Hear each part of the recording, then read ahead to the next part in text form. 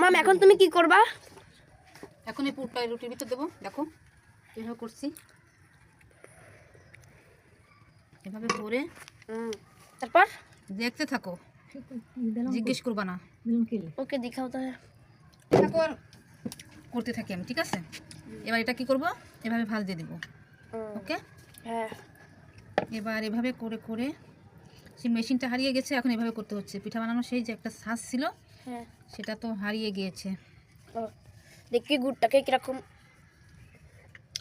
গুড়টা একটু এবার দেখো অনেক টেস্টি হয়েছে। এবার দেখো, এবার এখন আমি এটা সেই মেশিনটা নাই বলেই এখন এই ছুরিটা দিয়ে কেটে নিচ্ছি সুন্দর করে। সাইজ মতো। হ্যাঁ, দেখেই তো এখন খেতে মনে হচ্ছে। ভাজলে আরও তেলে ভাজলে আরও মজা হবে। মানে বাকি অংশটুকু কি করবে?